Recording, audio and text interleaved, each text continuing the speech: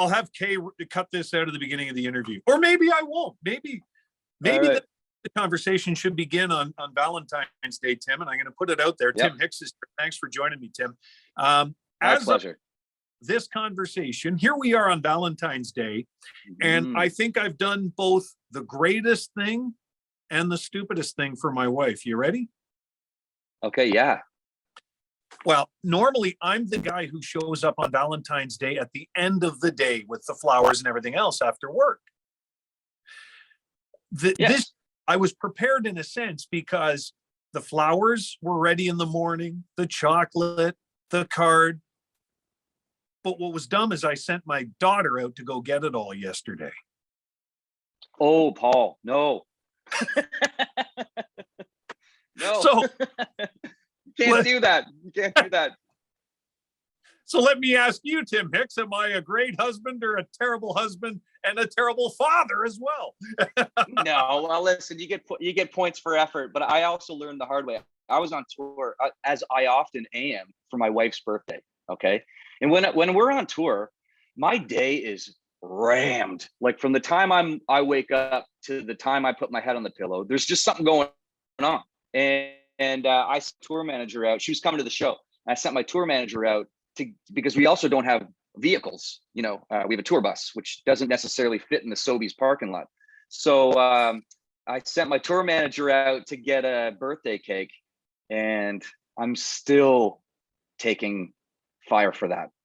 Like, oh, couldn't even go get me your own birthday cake. You had to send John out to get me a birthday. Oh, the big rock star had to go get his people to get. I'm like, yeah, but I thought of it, and I told him what to get and what to write on it. I just couldn't physically go to get it. That's the thing. So delegating that to your child, nonetheless, good. I mean, that's a dad thing to do. She's going to be talking about this for years now, Paul. You're in for it. Oh boy. I'll tell you what, I'll get through this. Maybe I'll buy more flowers on the way home, but good idea.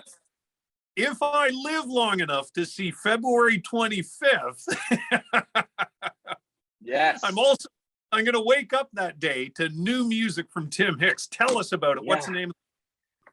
Yeah, fine. I'm so pumped about it. It's called Whiskey Does. And what's interesting about this time around is I connected with Derek Rattan. So Derek and I wrote the song with Monty Criswell, but Derek also produced the song. And this is something that we've talked about for a lot of years. Like, hey, when are you, in particular, my manager, Ron Kitchener, asking Derek, when are you going to get into production? You got a good handle on this music thing and the song thing. And so, and Derek and I are like, I love him to bits. Like, he's just so great. And we laugh lots. And so when we went to cut the song, he agreed to produce it, which was so fun. And we got to do it with this program, Audio Movers, that everyone's talking about. So I was able to listen to the band because the borders were closed. I was able to listen to the band cut my song in Nashville from my headphones in my home studio. And we reversed the process when I cut vocals. So I actually cut my own vocals in my studio this time while Derek and his engineer watched and listened, and gave direction. And so it was a really interesting use of technology, and I think the song speaks for itself. We just were down in the desert, Los Angeles, cutting a video for it last week with all the guys, and that was a riot. And because it's been a while since I've had a song out at radio. We did Campfire Troubadour, but we didn't release anything as a single, so to speak, as to radio. So I've haven't been on the radio for a little bit with anything new, and hopefully I'll be able to get back on. Can you help with that, Paul? I think I know a guy. Yeah. Yeah, I know a guy. I got this big red button when it comes time to hit Tim Hicks' new music. There it is. I love that. Thank you. February 25th is the day of the release. It's called Whiskey Does, and it's so neat to get some inside insight, in a challenging time to get together and produce music. Isn't it great how technology really becomes your friend? Yeah, absolutely. And, we took it as far as we could take it. And I will say this, like, if I had to do it again, I mean, now that we can go to Nashville, I would much prefer to be in the room, while these things happen. But at a time when, we couldn't leave the country, it made sense to check out. And, what's interesting about this song, Whiskey Does, is that I was chit-chatting in between takes to one of the actors that's in the video. He was a very intense guy. And he said to me, he said, I like your song. I said, thanks. He goes, I noticed though, you're a happily married man. I said, yes, I am. And he said, and you're writing songs about heartbreak. I said, yeah, but everyone's been there. This is one of these songs that, I've had this kind of situation happen to me where, you're in a relationship with someone and it's run its course and it's really not good for either party, but for some reason you just keep going back to the well. And that's what Whiskey Does is about. And it's sung from the point of view of the guy in this case saying to this girl, yes, this sounds like a great idea.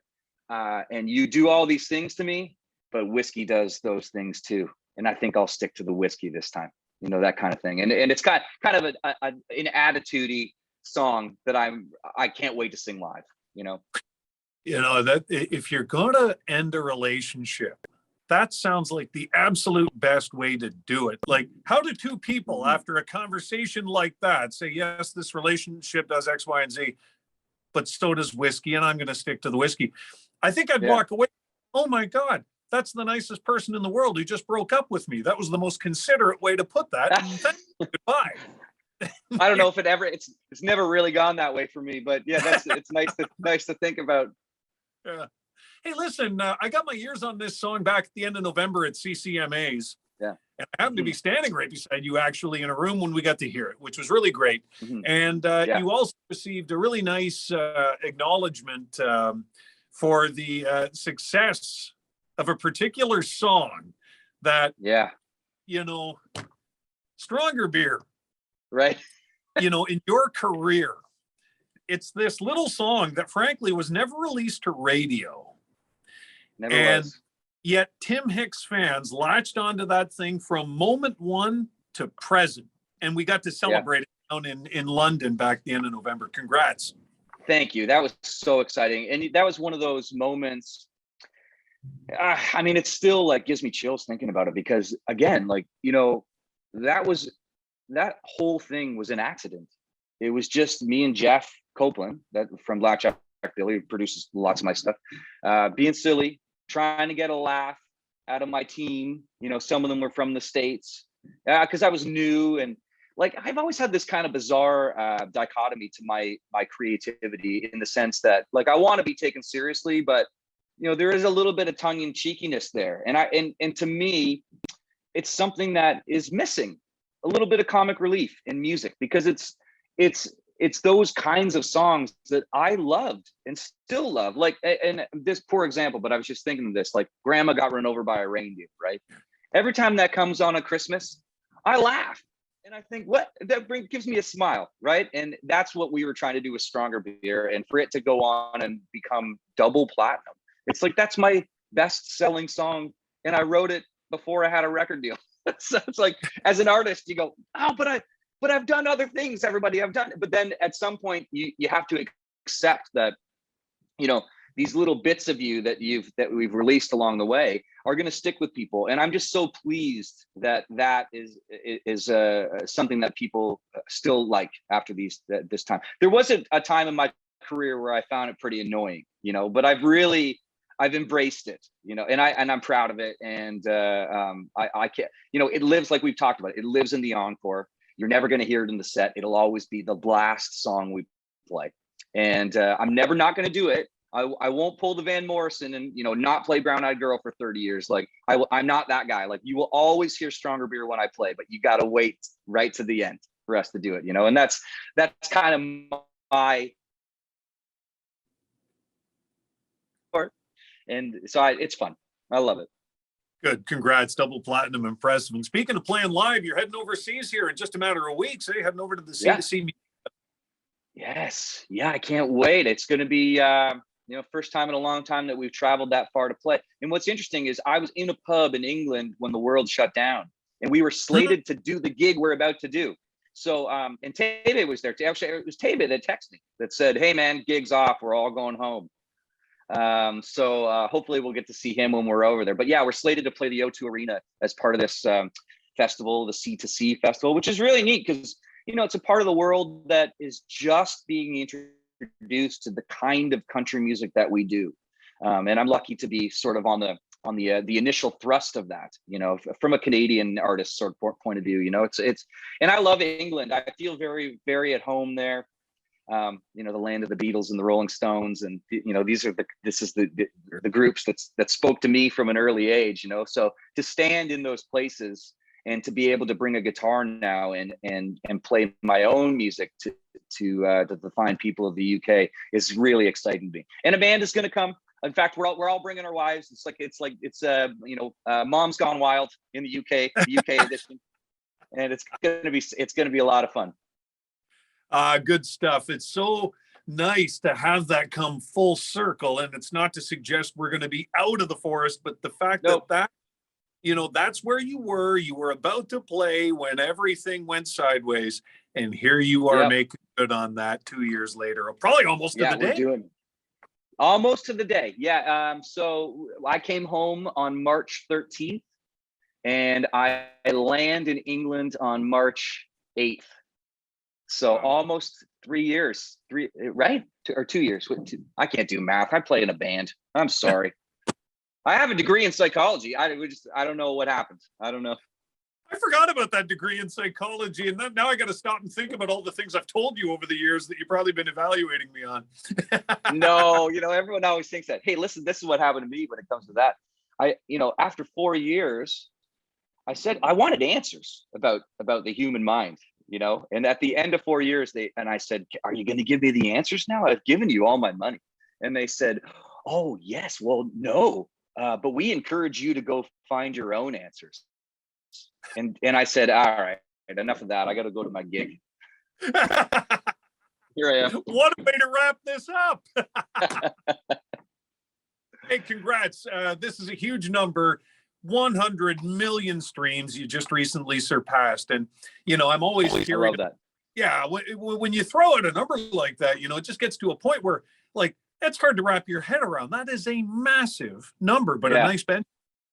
Those things that it doesn't feel real, and honestly, especially during the pandemic, as an artist, I started to think, am I still relevant? Will people still want to listen to my songs? Are they still going to come to the show? And so when you hear things like that, you go, okay, well, we've got enough going that people are hopefully going to stay interested in what we do. So, but hey, I was dying to ask you before you go, because I know you got to go.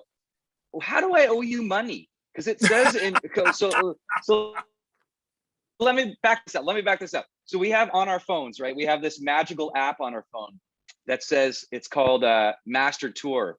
And it tells me all the things that I have to do and all the places I got to go and all the numbers I got to call. And it says in Master Tour right here, it says topic, Tim Hicks owes Paul Ferguson money and Monday, February 14th is payday. So what? How do I owe you money now? So you got my money, man? Checks in the mail. I don't even know what it's for, but I'll send you something. No, that's just another example of me with a little too much time on my hands. Okay. I am owed nothing from Tim Hicks. I've already stolen too much of your time. What I love is that on February 25th, we're going to be able to deliver new Tim Hicks music to our audience. And that's what we love to do. It's called Whiskey Does. Derek Rattan's fingerprints are all over this thing, which is so exciting. And so exciting. I just, man, you said a couple of minutes ago that you were concerned through a pandemic. Am I still going to be relevant? Are people still going to care what we're doing? Holy smokes, are we ready for new Tim Hicks music? Trust me, that it's guys like you, your disposition, your incredible catalog of tunes, let alone what's to come with Whiskey Does and everything else you've got on the go. We need guys like you to help us get through a pandemic, and thank you for keeping doing what you're doing. My pleasure. And I'll do it as long as people listen, and probably long after that. So I have no other skills, Paul. I have no other skills. I don't know. You got a psychology degree. Don't tell me you got no other skills. Exactly. I have a psychology degree. Say that out loud slowly. I have no other skills. No, I'm just kidding. Listen, kids, stay in school. It's worth it. Cheers. For sure. Where do people find you on socials, Tim? At Tim Hicks Music, at Tim Hicks official. Look for the verified check mark, not the fake verified check mark that everyone's got going on these days. But you can find me all over the place. I'm on social media all the time. All right. And I think if I waste another minute of your time, I'm going to owe you money. I love that. Thanks, Tim. Stay well. The best to a man. Say hi to the team. Thanks, Paul. Appreciate it, buddy.